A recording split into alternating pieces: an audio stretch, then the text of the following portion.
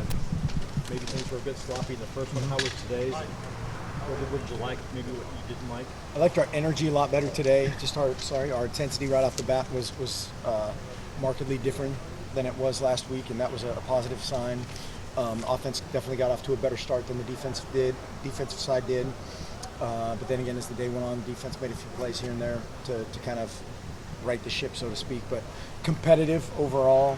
A few too many sloppy penalties that we could control. Offensively, we had some young guys jump offside, kind of one-man unforced error type deals. Defensively, again, had a couple of alignment deals, just lining up offside, that kind of thing that we need to clean up. So things that are very correctable, but overall, solid. Was there something specific you were looking for? I know that you said you wanted the offense to start quicker. Sorry, man. Huh? I said, AJ, was there something specific that you were looking for today? I know you wanted the offense to start quicker.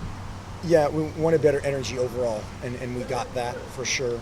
The offense executed a lot better than the defense did early on, and so again, when you're at this stage of camp, you're mixing and matching your personnel, and sometimes there's some ones and threes in there together, and that definitely hurt us on the defensive side. But we're counting on those threes to make just as many plays as the ones do.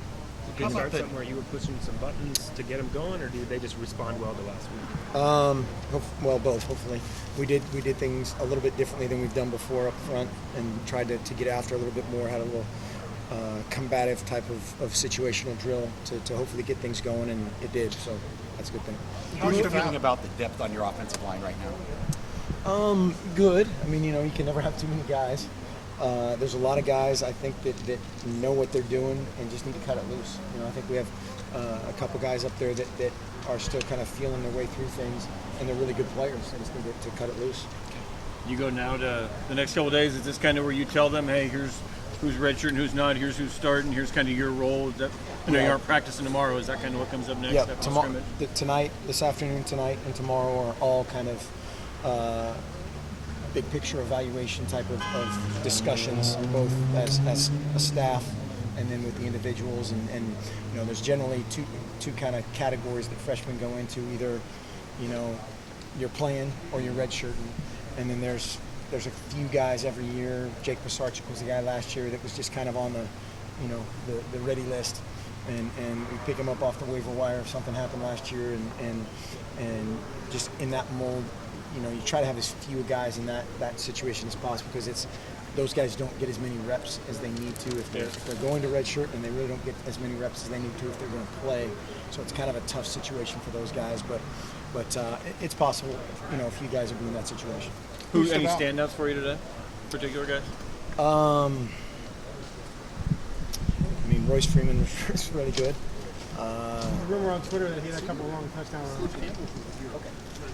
Whose hashtag was that?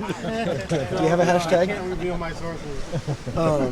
There was one that was very, very impressive, or a couple that were very impressive, and a couple that you'd like to tackle better. He definitely stood out. Jalen Jelks is really starting to figure things out. Austin Malawata did some good things. I'm going to forget somebody. Charles Nelson did some good things. Sorry. Go watch the film and I'll let you know. So it's kind of South Dakota prep start when you guys get back together next on Saturday? Exactly, yeah. We'll be in full scout team mode on Saturday. And like we were saying, roles will kind of be defined at that point and start getting in game week. Do you have any clarity on any of the position battles that are going on right now? We'll watch the film, and there'll be some slashes and some few little tweaks in how we start guys in practice and order of practice. But a lot of that stuff will still come down to the actual game week decisions. And then you're going to see how these guys respond to being told, you see how they come back, and if some of the guys don't get the news they want, how they respond, and how some guys that do get the news. Yeah, that's the psychology part of it that comes into play. There will be some guys that are frustrated. There'll be some guys that are upset. There'll be some guys that are happy. Some guys want a red shirt, and what we need them to be is a great member of our team, and they need to every single person in our program has a vital role, and we want them to play it to the best of their ability. kicking, punting, beginning to settle into get some ideas who you want? Yes. Yes. Ian Wheeler's been punting the ball really well, and you know that we've had good competition there and at place kicking, but that's another thing that we'll sort out this week. Same thing with the return guys. You're still working on Yeah, that? we've got a bunch of guys back there with the ball in their hands that look good. Had a couple big plays in the return game today. We did a great job covering kicks and kick returning as the good team, so to speak, against the scout team. It looked how it should. I mean, I think we pinned every kickoff inside the 22. I think was the longest return. That's a good thing. And then we had a couple big kickoff returns. So those two units both look good. And you have three defensive linemen like Balducci, Buckner, and DeForest, and Armstead, who came in together, didn't redshirt, they're kind of the same recruiting class. Did it help them? I mean, now going into the third year, and they've all developed along at the same pace, I assume? They haven't developed at the same pace. I mean, that can happen naturally that way, but I think a couple guys were a little bit further ahead. Eric Armstead has really had a great camp, and he's really developed a better just practice mentality. His desire to get better has manifested itself in the weight room and on the practice field, and it's been great to see. He's had a great fall camp, as has DeForest Buckner, as has Balducci. So those guys, hope they look like that on Saturdays. Mark, how much did not playing basketball play into that for Eric? I'm sure it made a huge difference, and I think probably the biggest difference for him was just his mentality. And I don't say this in any disparaging way to his hoop ability, but if you're not playing and you're at the end of the bench and you're just kind of traveling around and staying in nice hotels, you're not deadlifting, you're not squatting, you're not power cleaning, you're not doing the things that are going to make you a great defensive lineman or be a part of the kind of esprit de corps that we want with our guys, and so that development, I'm sure it had to help. Can you talk a little bit about how cool Fan Day is for your program and for the fans? It's awesome, and our guys love being out there, and obviously our fans are great, and they love to get up close, face to face with our guys, and so I know that's a two-way street that everybody's excited about. Are you expecting one of your players to maybe create some relationships more so than other players? I expect them to create some.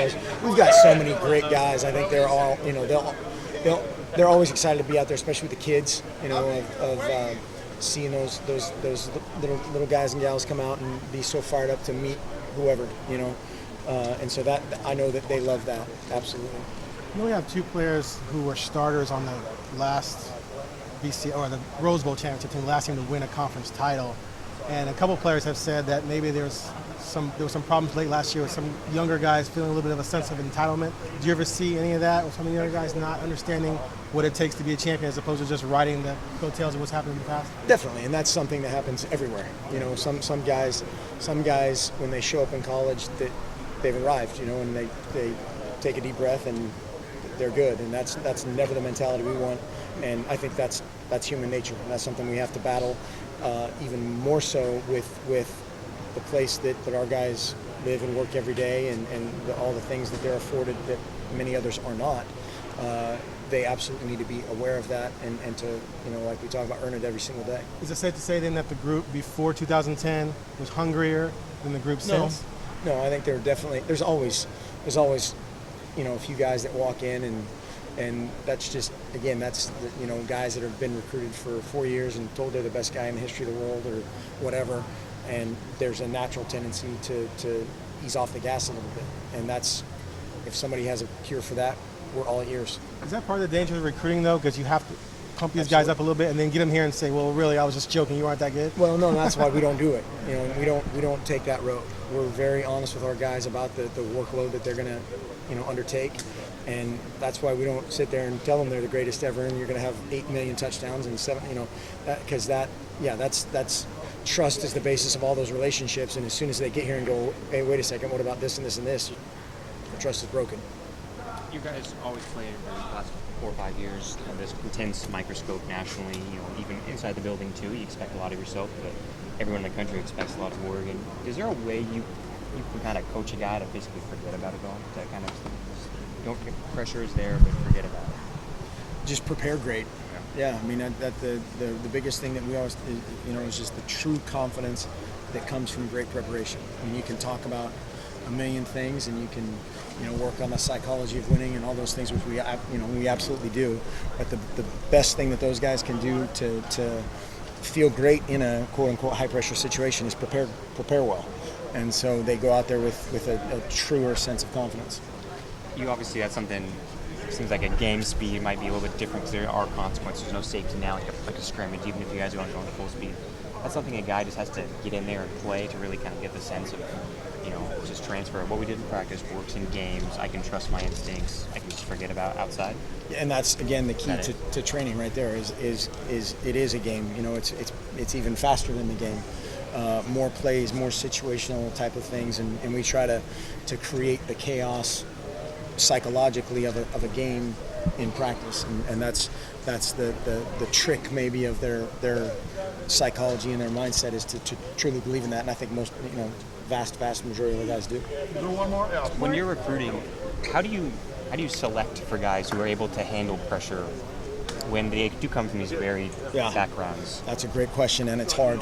You try to figure out every angle, whether it's a kid that's multi-sport, whether he's a a captain, an honor student, all the things that kind of go into just more of a multifaceted look at their brain. But you never know until they're in the frying pan what's going to happen. What did you mean by redemption? I'm sorry? What did you mean by redemption? Did I say redemption? In that one-word thing. Describe your team in one word, ESPN. Redemption. See that? Who was that? Brett Murphy. Was it McMurphy or not? Yeah, they were trying to get me to one word, and I had like 17 words, and it was just like my vote on the one thing that we didn't have a vote on. I don't know. How's that?